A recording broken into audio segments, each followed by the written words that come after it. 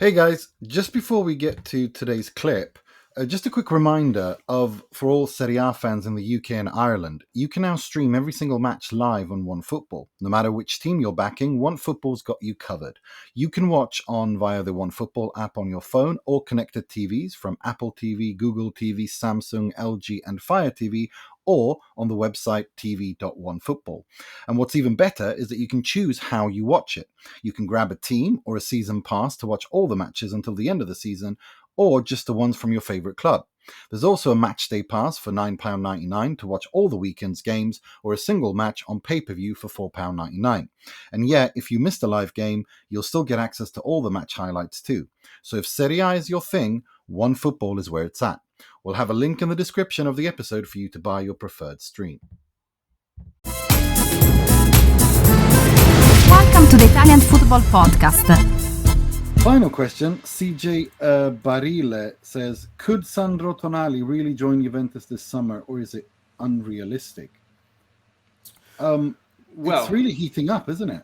It is heating up, yeah. I mean, over the last week or so, there's been multiple reports that the Juventus have made Tonali their top target for the summer, and we know that Juventus want a top midfielder, that they want to sign more Italians as well. They want to create an Italian identity, a kind of a Ital-Juve, as they've called it, and obviously Tonali ticks both boxes.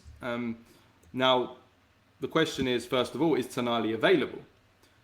Tonali is, Newcastle see Tonali as indispensable. They don't want to sell him. But the feeling is that Tonali would really, ideally, he would like to leave Newcastle and return to Italy. He's been away for 2 years now. And for that reason, Newcastle may be forced to sell him. If Newcastle also didn't qualify for the Champions League next season, it's a bit of a fight down there for the top 5 in the Premier League. Then actually for PSR reasons, for financial reasons, they might have to sacrifice one of Tonali, Guimaraes or Isak. And if that's the case, you're probably most likely to sell the player that wants to leave most, which is Tonali. So they may be forced to sell. If they do sell, it'll be available for like 70 to 80 million euros, which is a lot of money. So the question from that is, can Juventus afford to pay 70 to 80 million euros? The answer to that is simple. No, they can't. No Italian club can afford to spend 70 or 80 million euros in 2025. So financially, that deal on its own is not possible. But they have a few pawns in their side in terms of players that they can insert into a part exchange, cash plus player exchange deal. And the number one is Douglas Luiz. He's a player Juventus have already put up for sale for this summer. He's been a disaster since arriving. He's a player who was one of the best midfielders in the Premier League when he joined Juventus from Aston Villa. He's a player that Newcastle actually quite like. And from Newcastle's point of view, if they're going to sell Tonali, they're going to have to replace him. You've got a player there, Douglas Luiz, who is Premier League tested and proven, and tried and tested.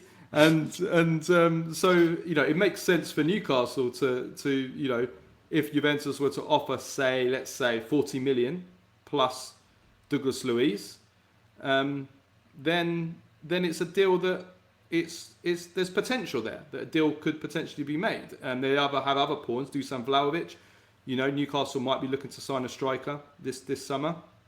Federico Gatti, someone who's loved by Newcastle. They were interested in him last year. Actually, he's a very Premier League type defender as well, isn't he? Kind of big in the air, great in the air. So they've got pawns in their side. Tonali's will, as in any transfer, will always be important. He would like to return to Italy. Now, obviously, he's a Milanista. He would love to return to Milan, but that seems quite unrealistic. We would think for many reasons that transfer seems unrealistic. Most notably, the idea of Milan bringing him back would be an admittance of failure of their whole policy of the last 2 years. So I don't see that possible. They're not going to be in the Champions League either. Inter would love him. I'm sure you would love him, but without a doubt, that's unrealistic because of his support for Milan. You would think. I can't imagine Tonali joining Inter, being a Milan supporter. I'm not saying it's impossible, but, and again, Inter wouldn't pay 70 to 80 million. They'd have to insert someone, and I don't think Inter have pawns that Juventus have to do something like that.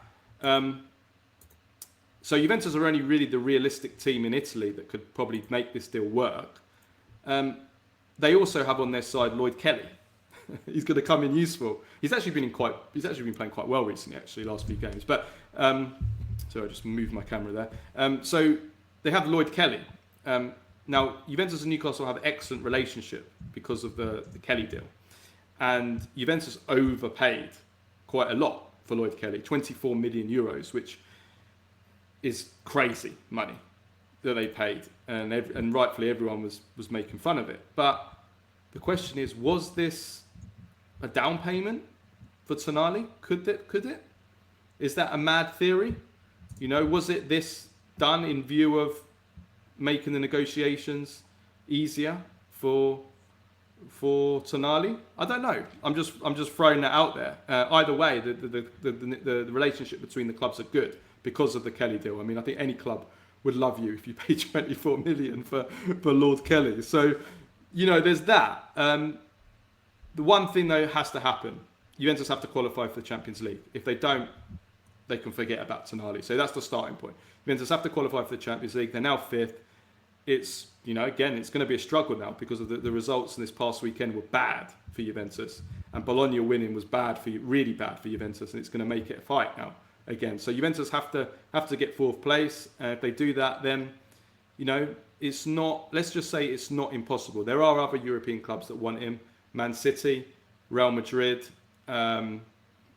Newcastle would prefer to sell abroad, so that we can probably rule out Man City. Plus, we don't know if City are going to be in the Champions League, if depending on the punishment, if they get a punishment when the results of this trial come out. So, yeah, to answer the question, I think that it's not as unlikely as it might seem on the surface. I think that there is a possibility, and there does seem to be a desire on Juventus's side to try and make this deal, and for Tonali to be kind of a launch pad for this new project, another new project for Juventus.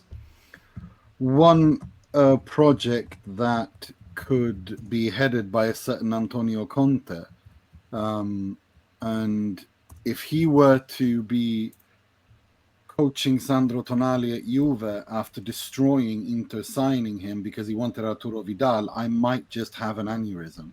And it would be the most evil Juventus thing he has ever done, which would make him loved even more at Juve, because he was very close to joining Inter when Conte was there, but Conte decided he preferred Arturo Vidal in the year of our Lord 2021. And Kolarov. So yeah, look, it would.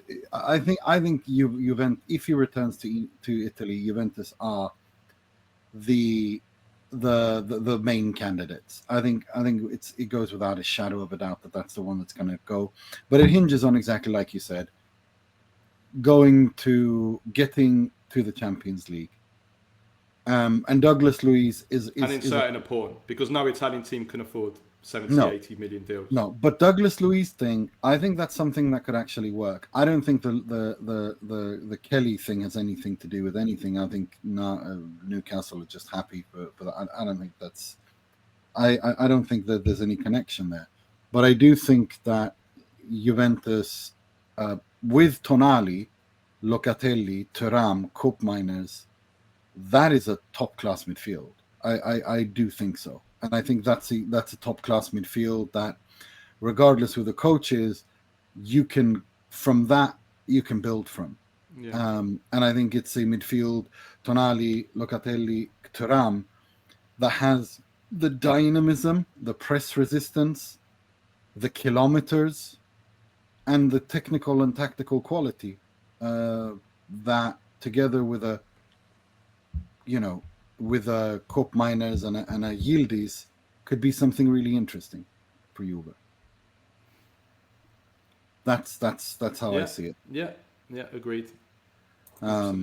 So there is so that's the thing to keep in mind. But yeah, look, I want Tonali back in the Serie A. I want Calafiori back in the Serie A. I want all these top Italian players back in the Serie A as soon as possible. And I just don't want them in the Premier League. I think it's been a wasted year for Calafiori at Arsenal.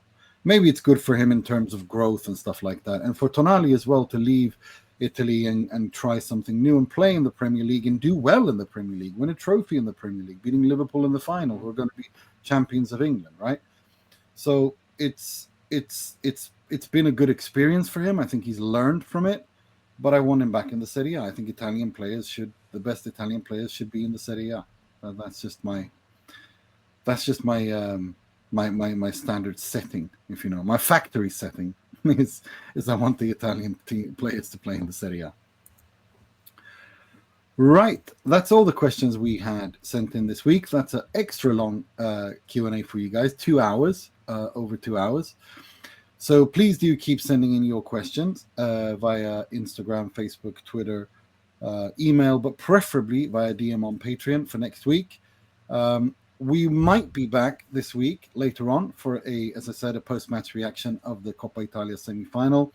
If it is played, we don't know if it's going to be played yet, but there is strong suggestion that it could be played. If it isn't played, we'll be back on Monday for a full review of the weekend's action. Until next time, take care of yourselves and each other. Ciao, ciao.